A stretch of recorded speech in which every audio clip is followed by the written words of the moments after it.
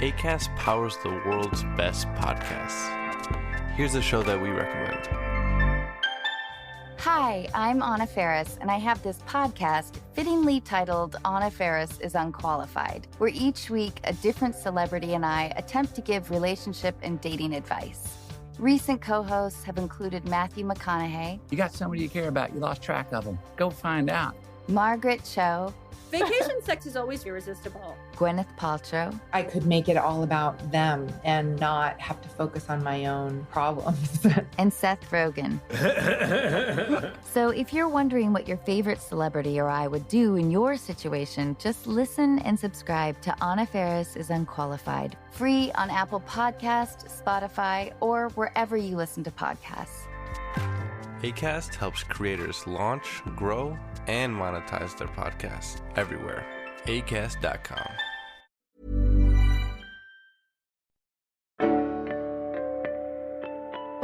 Rusty Quill presents Chapter and Multiverse.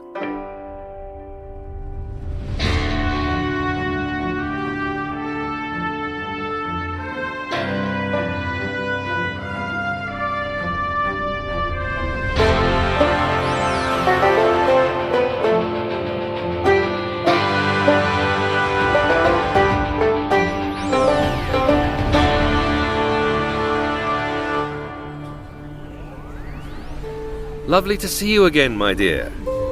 Your usual seat is ready and waiting, and I'll have a cocktail ready for you in just a moment. But first, I have to ask, would you be interested in hearing about my little working holiday to a rather academic version of Chapter City? I was asked to keep an eye on 4 candidates for the Wizard Practical Certification exam. A very important qualification, I might add. But they seemed somewhat ill-prepared for the bizarre tests they had in store. Hello and welcome to Chapter and Multiverse, the actual play podcast where we explore the same city across multiple parallel universes. I am your game master, Maddy Searle. My pronouns are she, her, and today we will be playing Definitely Wizards by Elliot HT, in which a bunch of non-wizards have to try and pass a wizard exam. But before we go any further, I must introduce our wonderful and talented players. Could you please let me know your name and your pronouns, starting with Shamini? Hi there, I'm Shamini. I use she, her pronouns. Fabulous. And Lowri? Hello, I am Lowri, and I also use she, her pronouns. Grand. And Connie? Hey everyone, I'm Connie. My pronouns are they, he, and she. Wonderful. And Pip? Hello, I'm Pip Gladwin. Oh no one else gave their surname. Too much information. No. And I use he, him pronouns. Wonderful. And so I'm just going to read you a little bit from the introduction of the game so you can get an idea of what this is all about. So it says, everyone knows the proper way to gain arcane abilities is through discipline and years of study. Magic is temperamental and it's too dangerous to let anybody who just happens to have inner power cast spells. Wizards who have worked studiously and been tested on their capabilities are the only ones we can trust with that power. Unfortunately for you, this means all other sources of magic have been declared illegal. If you want to take jobs where spellcasting is a requirement, you must be a licensed wizard. Your party has completed the paperwork and written test and now face the final challenge, completing the Wizard Certification Practical Exam. The exam is a series of trials designed to test your magical competence, skill, and control. Your party must complete these challenges while keeping up the illusion that you are wise and dignified wizards, not a ragtag bunch whose magic is from anything but book learning. So, to start off this episode, we will be finding out what characters everyone is playing. Lowri, I believe that you have an idea of who you want to play. So, yes, I have lofty ideas of being a bard, which I regret even before confirming that that is what I want to do. But here we are.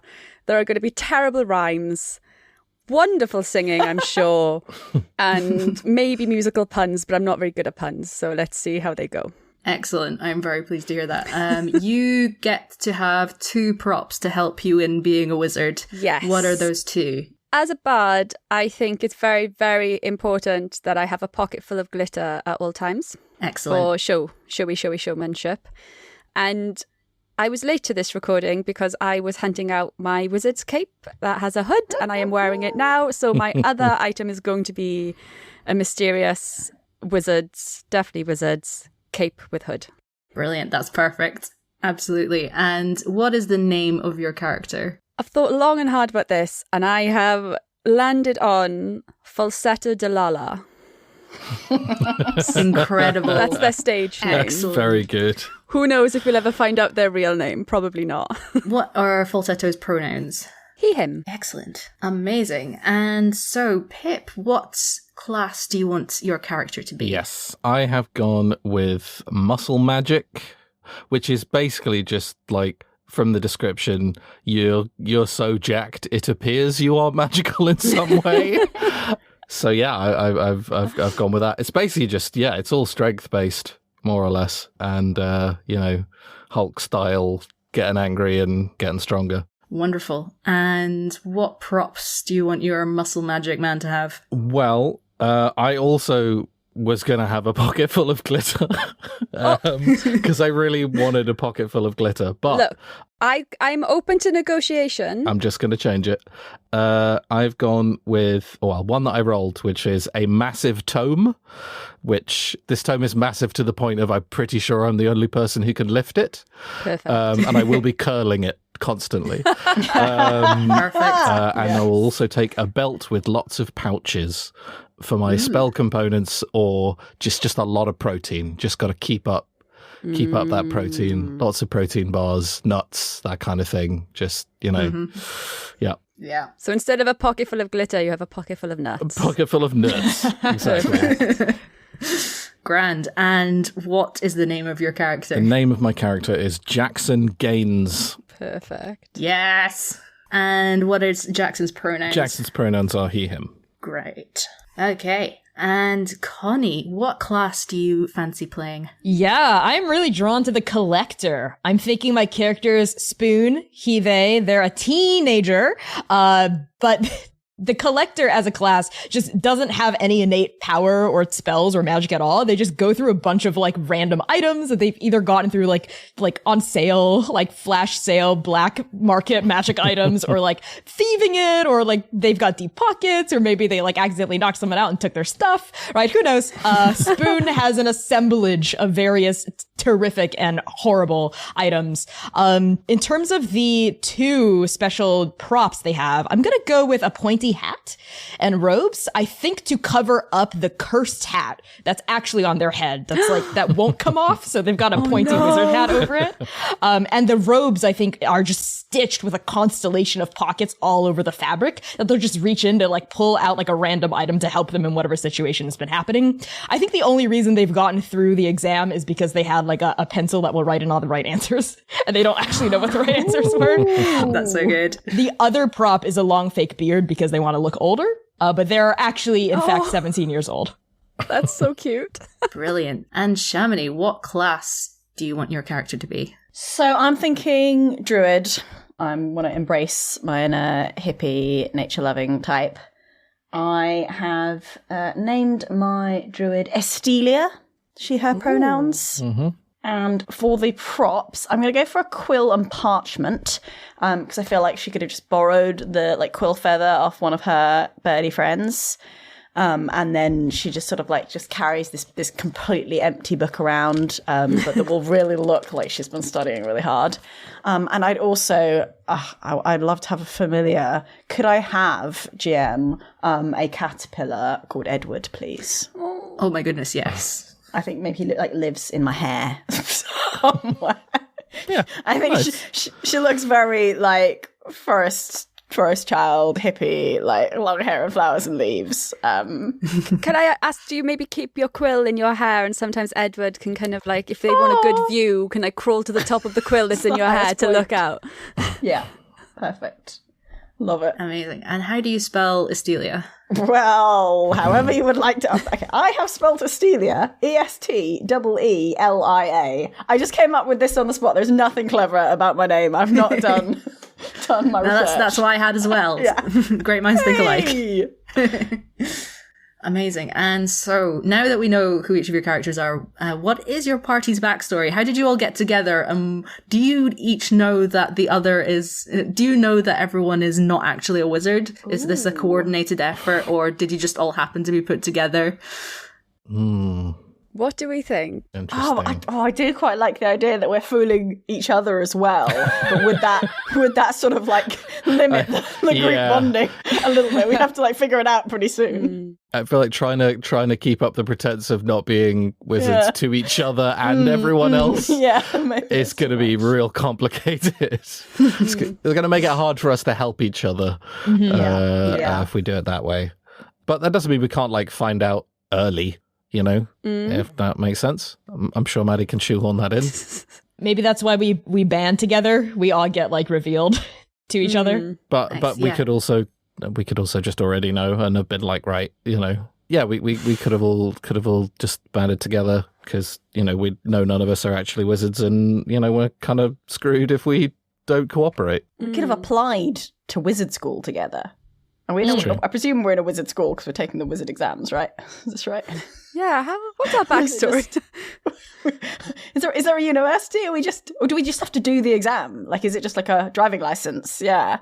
Yeah, it's kind of like a driving test where you can it's your responsibility to do your education. Then you turn up to you book a day at the testing center and turn up. So you don't necessarily have to have had any wizard education at all. Just trying to get certified. Yeah. Did we all go to the same night school to prep for the exam where it came out that we all don't know what the heck we're talking about? And maybe we're a study group and we found out that we aren't wizards through the study group. And no one else wanted to work with us. No one else, because we were like bottom of the class, like bottom of the barrel. Well, presumably you were top of the class because of your pencil. Yes. Yes, but whenever I open my mouth, people are like, this person has no idea what they're talking about. This person, that's just a kid in a fake beard. What? Incredible. I do, feel free to not use the suggestion, but I like the idea it was like a really dodgy night school. Completely fake diplomas up on the wall type situation. Run by a lizard. Lizard the Wizard or something. Like super, super dodgy. I like that. And I guess we're all invested and now, why do we want to be wizards? Just because it's cool? No, you have to be a wizard. Because we're magic. We are technically, or at least using magic in any Spoon's other magic case. use is illegal, so it's either get the certificate or hide it forever. Yeah. Oh gosh, yeah, these are high stakes. Just go get like a normal person job, a non-magical job. I don't want to do that. No. Gross. Okay, and so just to quickly go through the basic rules of the system, you have 2 stats, Wizard and Wild, and each of those start at 3.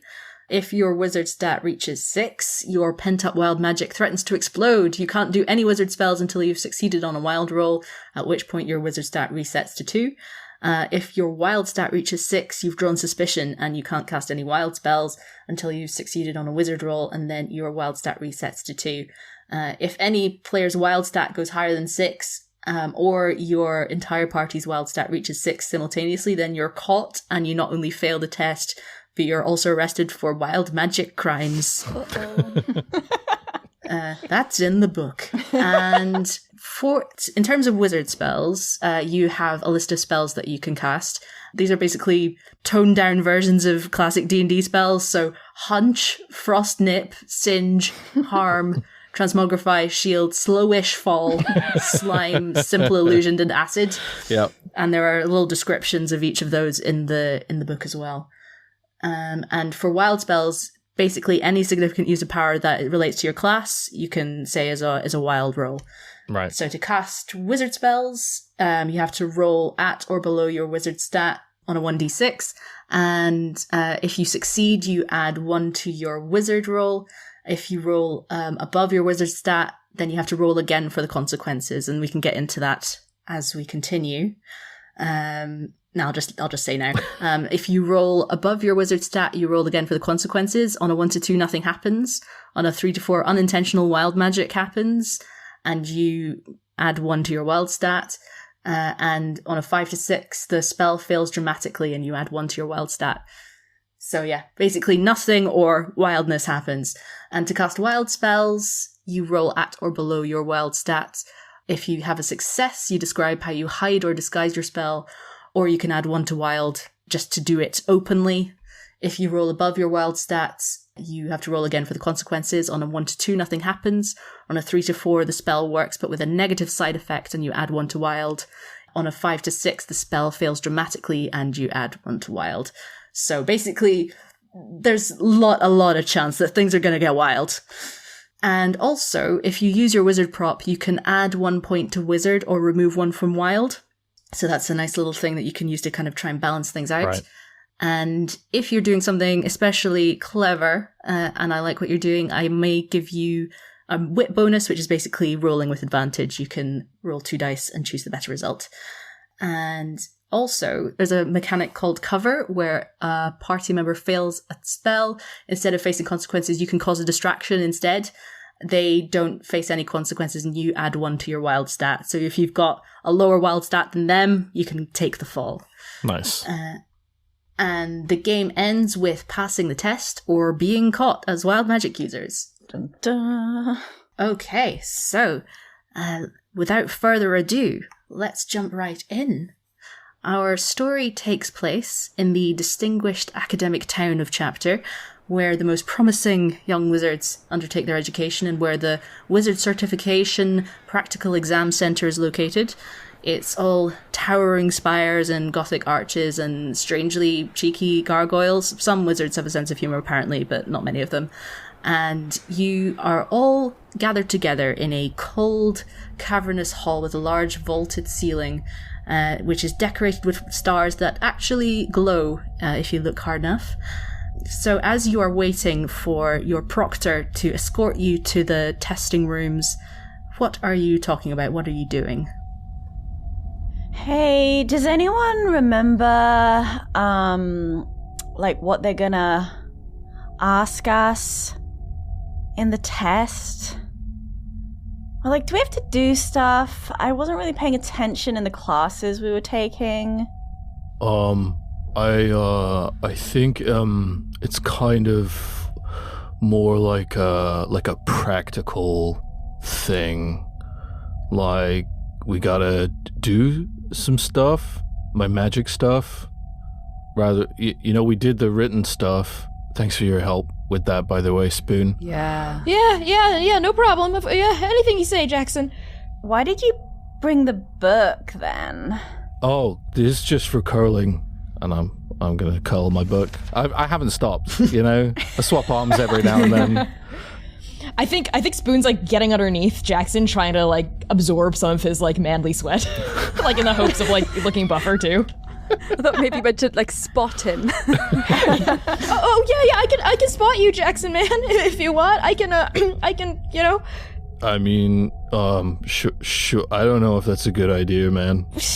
Yeah, I'd probably get flattened like a pancake if that thing fell on me, huh? Yeah, it's a pretty big book, man. Yeah. All right. Well, if you have any excess testosterone in there somewhere, just I'm here. No, it's all mine, man. It's all mine. I'm sorry. Okay. Yes, right. Of course. Look. Okay. This is really, really beautiful to witness, but has anyone actually, did anyone actually do one of the previous exams that they sent us? Oh, practice. Oh, yeah. No. Because, see, I was going to do it, but then this really beautiful song, this melody just came into my head, and I was like, oh my god, I really have to follow it now, Oh, you're so talented, Falsetto. And did you? Yeah, I did. Uh-oh. I'm really sorry. I didn't mean... I'm just imitating your voice, Shamini, and that is not what I wanted to do at all. I think our characters are going to be best buddies. that's the vibe we're I'm going to be unbearable. Okay, sure, we're rolling with it. We're going with it, yeah. All right, so as you are discussing your failure to prepare for this at all, a magical glowing orb just floats down the hallway towards you. Oh. It has an amazing kind of violet swirling gas inside and is sending out this incredible teal glow. And it speaks to you. It says, "Oh, hello there. I believe that you are the young magic users that we are testing today, the prospective wizards." Oh, well, what is that? A crystal ball of true seeing? An orb of magical delight? What is that? I want it. What is that? Hello? Hi. It kind of looks like somebody farted in that ball. A purple fart, Jackson? Oh my god. Yeah, like that's Jackson. wizard stuff, right? Like, Only you could look at this beautiful thing and not be inspired to write like 1,000,000 sonnets. I'm sorry. That's okay. It takes all types, you know? You just gotta go with your flow. I mean, I'm trying to, man. I'm trying to.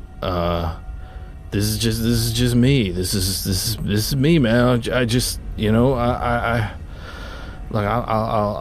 try and chill a little bit more. I'll try and go with the flow, like you said. All right, so let me just check my list and see if we've got everyone present. Do we have a Falsetto Delilah here? Present. In every sense of the word.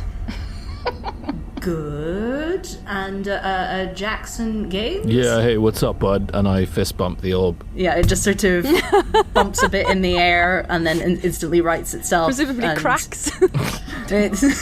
Yeah, there's a very slight hairline crack in it. It's like, I see. Yes, lovely to meet you. And Spoon? Yes. Yes, present, adult, man here. Mm-hmm. Great. Fantastic. And Esteelia? Hi, you're gorgeous. Well, thank you. That's very kind of you to say. Well, I do have a little confession to make. I am actually not the regular proctor. I am covering while the regular one is on holiday. But I assure you, I am very experienced in all kinds of magical test-taking scenarios, so everything should go perfectly smoothly. When you say when you say you, do you mean that you're a person, or are you a sentient magical item?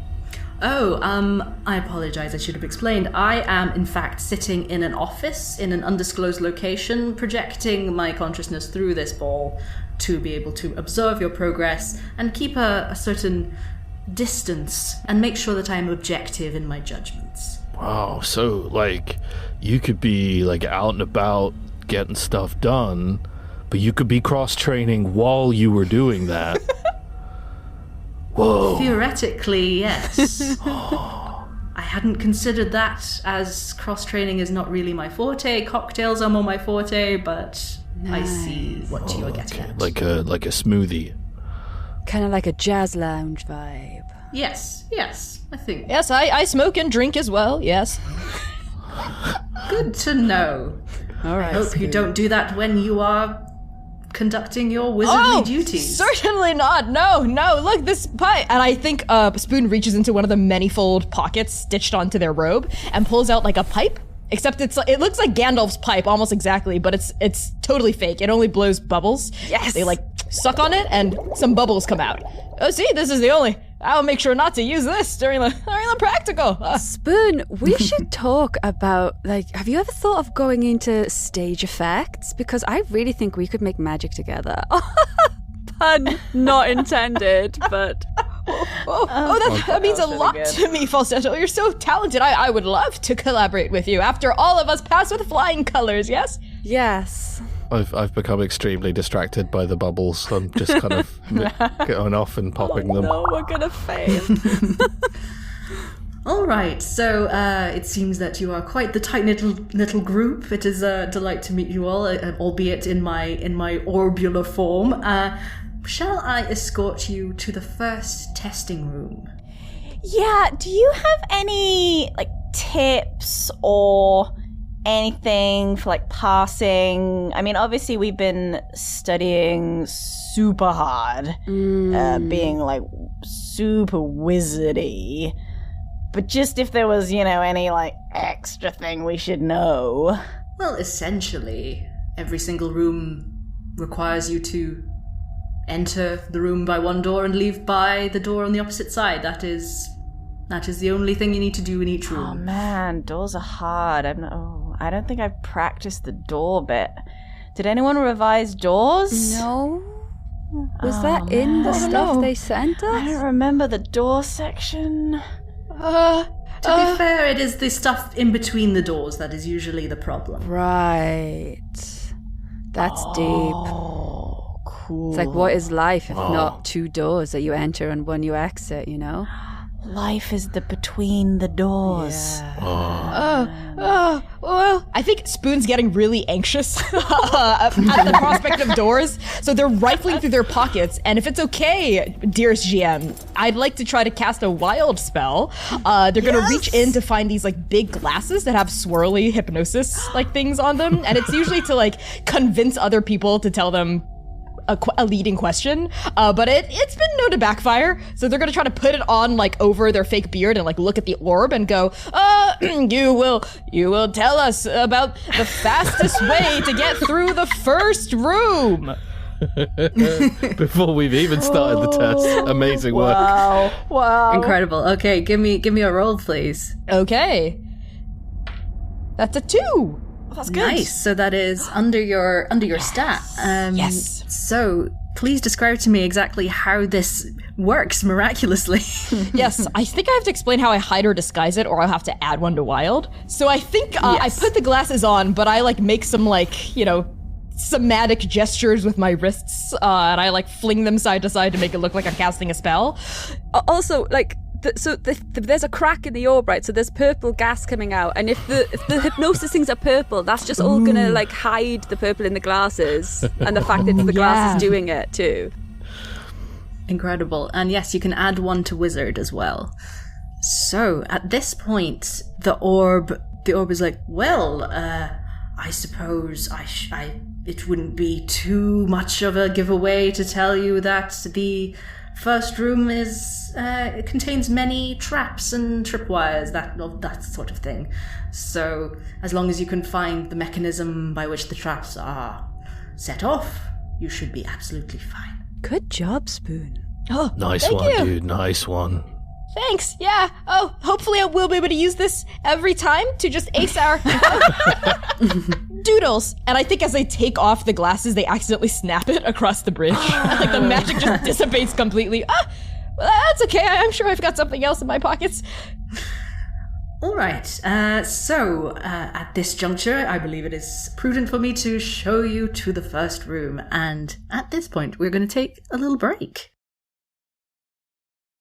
And we're back. So the orb gently guides you through some dark and shadowy corridors to a seemingly ordinary looking door. It has a big number 1 written on it in gold lettering, and it kind of nudges it with its orb form and it opens. It's quite a sort of endearing and awkward sight to see. And as you enter, you can see that it's a lavish study with suits of armor, paintings, mirrors, and it takes you a few seconds to take everything in, but then you soon realize that everything in this room has a mustache. Like, the suits of armor have mustaches, the statues have mustaches, the paintings, and even when you look in a mirror, it just kind of magically gives you a mustache. Is your mustache over my beard in the mirror? Yeah, if you already have a mustache, you have an extra mustache now. Jackson straight up looks like one of those old-timey strongmen now. With the handlebar mustache. Absolutely. And the orb was true to its word. The floor is absolutely littered with tripwires, pressure plates, bear traps, mouse traps. Any kind of trap you can think of is there. And there's a door on the far side, a similarly innocuous looking door with a number 2 written on it. So presumably that's where you have to go. What would you like to do? Okay, I think Falsetto is going to give an inspirational speech. Tim. Yeah. We find ourselves here. So true. There's a bear trap with fur. It implies danger, to which we are no stranger. Oh, the rhyme. Wow, did you guys catch that? That was... Thank you, Spoon. Basically, I believe that we can pass this test. I believe that we can be the best. Yeah. I believe. Now, someone...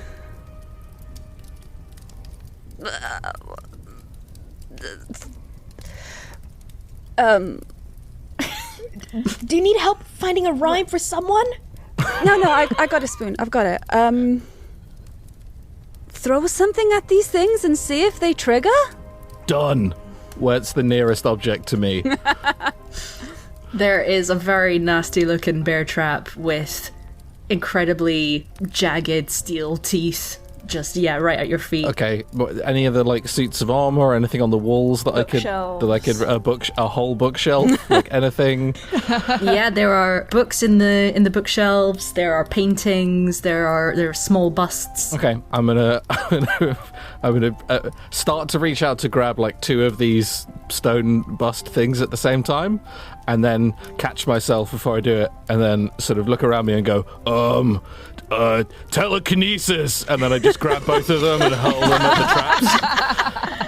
traps. Amazing. Can I claim that my inspirational speech has helped with that and aid in some way? Yes, absolutely. Jackson can do a wild roll at advantage. Lovely. So roll 2 and take the better, and I want to... You want to be 3 or under. 3 or under. Both of those are 3s. Ooh. Yeah. Excellent. I think I described how I tried to disguise this spell. It's not a good disguise. But I'm gonna back Jackson up and just be like, wow, that is such good wizard magic, as he just chucks them.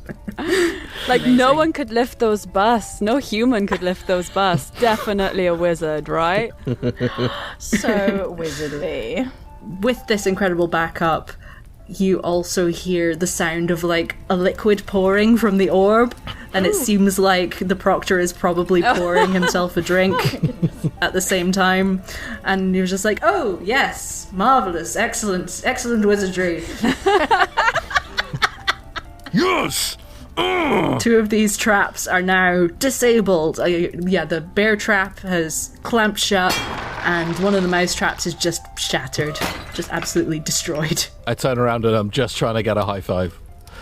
Yes. Spoon's jumping. High fives. I can only get your elbow. High five. High five indeed. Yeah.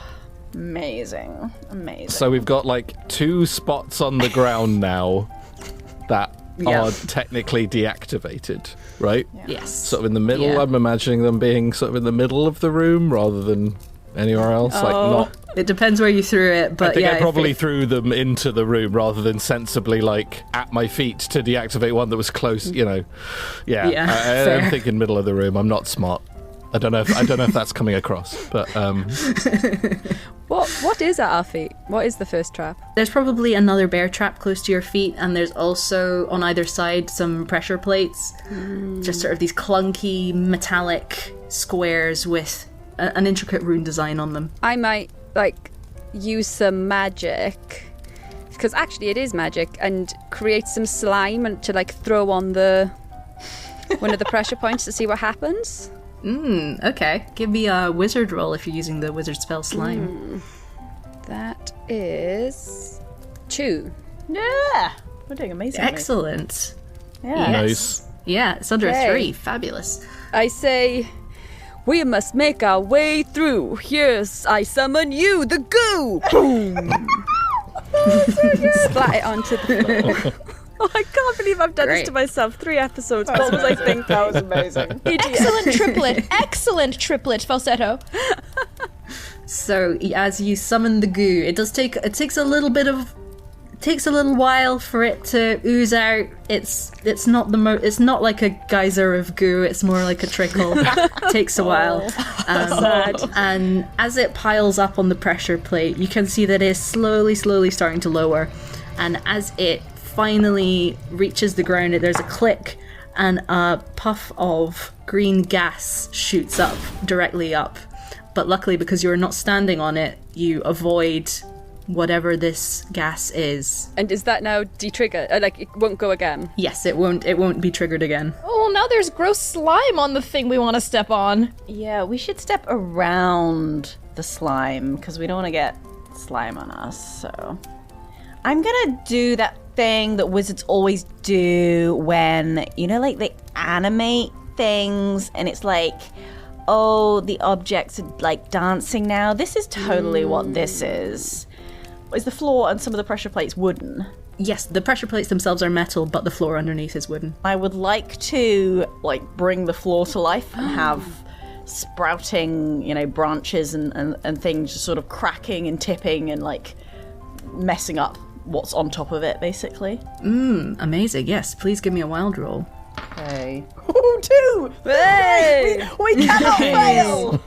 Amazing. Are you just going for, like, the whole floor? Or are you going for, like, a critical path or just a patch? What's your plan? I think the sort of whole floor patchily, just sort of like, the naturey power just travelling where it likes, Let it do its thing. Great. And what are you doing to try to disguise it? Well, I mean, mainly my little speech, but I shall, as I'm sort of like encouraging life to grow, I shall wave my hands vaguely and say like, animate, floor, and like look at the orb and then just like look back at the sort of greenery just sort of sprouting everywhere and look back at the orb. Yeah, and the orb seems... it's hard to tell with the orb. It's not particularly expressive, but there's no yells of wild magic coming from it, so you think it's all fine. So yes, absolutely, these incredible vines start to curl up around all the traps and press down on the pressure plates, set everything off. There are vines being snapped up by bear traps. They are curling around tripwires and yanking them away. And so by this point, you are relatively sure that the floor has been deactivated of all the traps. Oh, that was amazing, Esteelia! Yeah. Don't celebrate yet. We've still got the door. Jackson, right. I really think you should go first for this part. Yeah, of course. Yeah. No, Be careful, Jackson. I'll Don't get cocky. Yeah. Okay. Watch out for the And I'll- slime. Yeah, step around the slime. I'll carefully walk across the floor, kind of, trying to step where there are vines and stuff, like following the path that Esteelia has created, and get up to the door, I guess. The door. Yeah, do you open the door? Yes. Jackson, in case you die, I just want to let you know I really like you and I think you're really cool. And the door opens with no special fanfare or horrible thing happening. It's just the door, this one. Oh. Forget I said that, Jackson. You just scrub that from your memory. Done. Think we're all good, guys. Just looks like a normal door. Whew. Bring it on, room 2. Let's see what you're gonna do. Yeah, That's amazing. totally rhymed. You're so talented, Falsetto. I know. That was pretty cool. As we walk through the rest of room 1, I am just gonna take Edward out of my hair and just hold him up to the mirror just so we can see what he would look like with a moustache on. And it's pretty cool. He looks adorable. Edward's already adorable. This is just another level. It's incredible.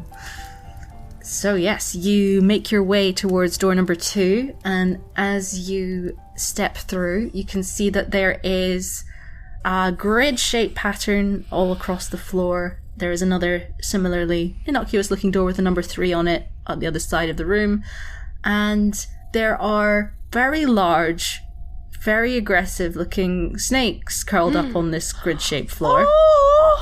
And there are also ladders just laying across the floor. So yeah, it looks like you have to roll a massive die. There is a die that's about 3 feet by 3 feet. And play a game of snakes and ladders in order to get to the other side. Wow. What is the massive die made out of? It is made of stone. Rush over to it and immediately attempt to lift it. Yeah, give me a wild roll then. That is a 4. Oh. Failure. What does that mean? It means I failed. What? You have to roll again to see what happens. Okay. Oh, that's a 2. That's the worst outcome for Jackson. No. Nothing happens. It just doesn't. The spell, which is me attempting to lift something, just doesn't work. So he just rushes over and is like, Come on, Jackson, you can do it. Come on. No, I haven't had a chance to like stretch yet. So I'm just gonna stretch out and then I'll take another turn. Yeah, it's all fine. And I walk away and just start aggressively squatting in a corner. Oh. I'm just gonna lean into the rest of the party and be like, I've never seen him fail to lift anything, like, ever. You think he's okay? Maybe he needs a protein bar. Oh, I bet I have one. Man. Hold on. Come on, you're weak. Hi, Jackson. I think what you did was really cool. It sucks that it didn't work this time, but maybe all you need is some quick carbohydrates or protein, right? You know what, man, you're absolutely right. You're absolutely right. And I'll reach into my belt that I have to keep my wizardly components in and eat some nuts. There you go, man. Yeah. While that happens, Falsetto is going to step forward and use their cape for dramatic effect. Her arms are in the cape, spread them out wide, so they're kind of like a bat wings. And is going to try and use simple illusion to make it look like we've rolled the die. To see if that has any effect. Ooh, just to change the number. Yeah. On the top. He will say, life's a game full of sorrow and shame. And try and make the illusion happen. Great. Give me a wizard roll, please. That's a 2. Woo. Excellent. Yeah, please describe to me how this illusion manifests. I guess it's quite a weak one, so the die kind of like shudders a bit, and then the number is it obvious which face is the chosen side, if that makes sense? Yeah, it's like it's a classic D6 six-sided die. There's currently like a single circle on the top, so it looks like one is the current number. Obviously, I'm going for the biggest number, so I just make it shudder a bit, and now it looks like it says 6 on the top. And I've used my cape to kind of stand a little bit in front of the orb, so we can't really see what happened. Classic. Yeah, classic wizard cape use. Brilliant. And yeah, you just hear a voice from the orb going, excellent, good. And you can hear the sound of ice like being dropped into a glass. Jesus. And so I would like you, please, Falsetto, to roll me a luck roll, essentially. So on a 1 to 3, you land on a snake. On 4 to 6, you land on a ladder. Oh, it's all snakes and all ladders. Oh no, it's a 1. Can I, as I see like the thing going towards the snake, I want to try and move the snake out of the way. So this whole time, Esteelia's like come in the room and just been like making eyes at these snakes, like, oh, they're so beautiful. Look at these gorgeous darlings. And I want to kind of like, yeah, just bond with the snake. And just at this point, just be like, come here, little snakey. And just have it just like on the next square along. Nice. Amazing. Yes, please. Okay, give me a wild roll. 2. Sweet. Amazing. So what do you do to make it seem wizardy? Wizardy. So yes, she's like talking to these snakes. Although this is going to seem wizardy. It's also going to seem very much like cheating, in fact. She's going to like wave her book around and be like, Gamus Adapticus. Just like look at the orb again, like, yeah. And yeah, the snake slithers up to you and just lays its head on your lap and just looks up at you adoringly, and its little tongue just kind of peeks out. I'm just gonna hug the snake for most of the rest of this game. I want to know if Edward's jealous of the snake. How does Edward feel? Oh no. I'm gonna remember Edward and bring Edward in on the hug, so there's a little freeway hug. There's enough love for everyone. Excellent. Nice. And because you were so persuasive to the snake does not see Edward as some kind of snack this time. The other snakes, we'll have to wait and see. Oh, God. But at this point, Falsetto manages to land safely on an empty square without any snakes. Mysteriously empty square. Despite the fact that there were no empty squares in this game before. the proctor from the orb calls out, I see that you have nominated Falsetto as your designated player for this game. You only need to get one person to the other side. Oh, you mean we could have nominated Spoon? I don't think I could lead the group as a representative. You're our fearless leader, Falsetto, right? Totally. Yeah. Like you're the front man. You're always giving inspiring speeches and looking so hot and amazing and having a nice bat-like cape, and you're the pinnacle of masculinity I aspire to be in a different way from Jackson. You know what? Your flattery works. I am pretty great. I will lead this band of brothers towards a future full of others. And then I'm just going to stand looking off nobly into the distance. Can I just create a slight gust of wind? I don't know if that's that druidy. I just want to make Falsetto's hair and cape just like blow out slightly. You can absolutely do that for free. Yeah, no rule required. Gust of wind is a free action in this game, I've decided. I didn't get like any of what Falsetto just said, but he looks dope. It was really inspiring, Jackson. Falsetto, I think I can help you out to get to the other side. We just need to roll that dice a lot, right? Let's see. Dust of multiplication. Aha! And I pull out a little pouch with dust in it, and I say, this is either dust of multiplication or it's deadly poison. And I throw it at the die. Incredible. Please give me a wild roll. Oh boy. That is a 6. Is that poison? That's bad. Roll for consequence. Yeah. Is Spoon trying to disguise the fact that they're using a magical thing rather than casting an actual spell at all?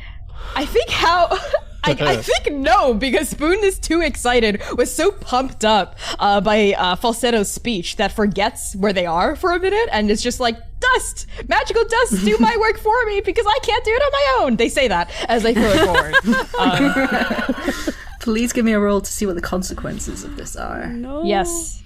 Oh, thank God. That's a 2. So nothing happens. All right, nothing happens. Falsetto just... And... Wait, sorry, I think that was just dust. I think it was just normal dust. I'm sorry. Okay, but could you be a bit careful? Because I have to be really aware of my vocal cords and what I inhale. Yes. So. Oh, I'm so sorry, Falsetto. No, it's okay. It's okay. You didn't ruin the moment.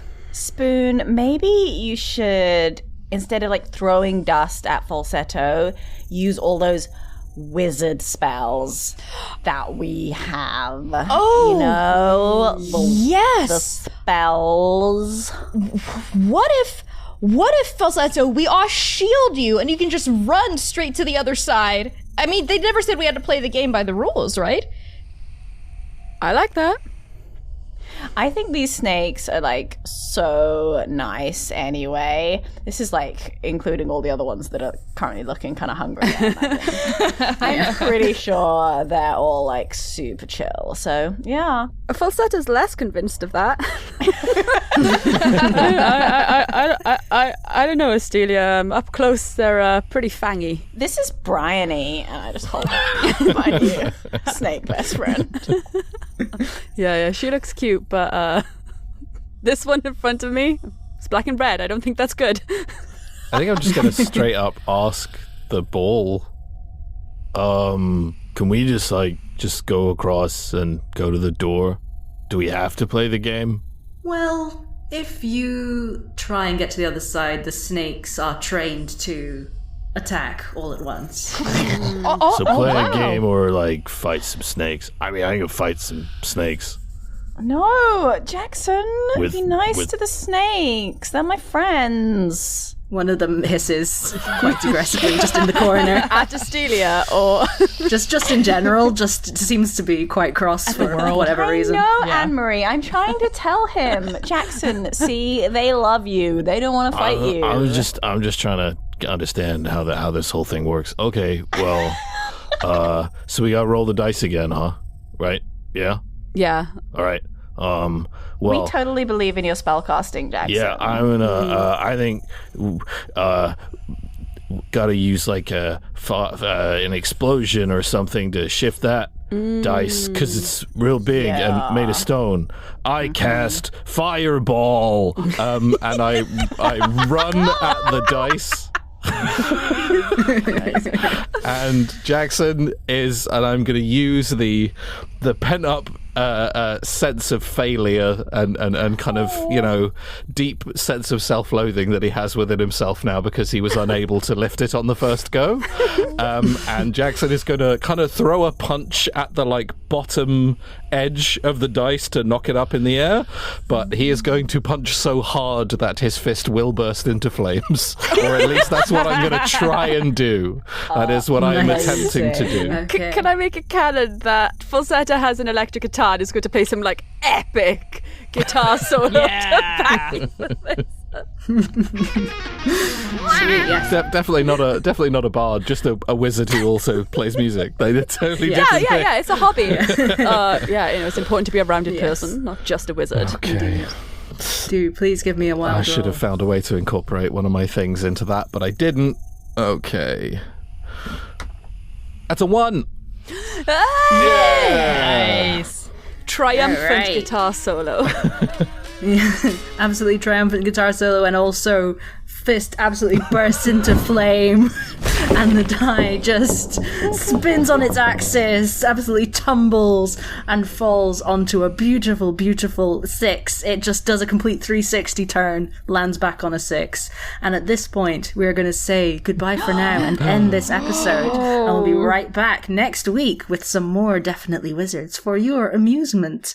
But before we go, I would like to ask each of our wonderful players where we can find them on the internet and if they have anything to plug. So, Shamini, where can we find you? Yeah, I'm mostly hanging out on Twitter at Bundell, tweeting about science and D&D. Fabulous. And Lowri? I am also on Twitter at Lowri Tweets and produce Enthusiasm. Sweet. And Connie? Hey everyone, Connie here, pronounced they, he, she. You can find me on Twitter at Connie Chang. That's BYCONNIECHANG. You can also follow my D&D campaign, Transplanar RPG on Twitter, Transplanar RPG, which is a transgender BIMPOC-led D&D show. We stream and we have a podcast. So if that's interesting to you, check it out. Yeah.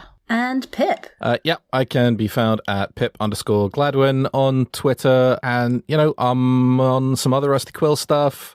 Don't know which ones, but I am in them. I can confirm that. Just don't know which ones are out. I just don't know which ones are out right now, but you can, or you will be able to. And you can also find me on Realms of Peril and Glory, doing stuff with those guys. And I'm going to stop because otherwise I'll just ramble. All right. And you can find me on Twitter at Maddy_abstract, and there are links to everything that I do over there. And we hope to see you next time on Chapter and Multiverse. But until then, from all of us here in the space between worlds, goodbye. Goodbye. Chapter and Multiverse is a podcast distributed by Rusty Quill and licensed under a Creative Commons Attribution, Non-Commercial, Share-alike 4.0 International License. It is directed by Maddy Searle and produced by Natasha Johnston, with executive producers Alexander J. Newall and April Sumner. The Eternal Tavern Keeper was played by Kareem Cronfley. This episode was edited by Lowri Ann Davies, Tessa Vroom and Kathy Ranella, with music by Nico Vertese. Thank you for listening.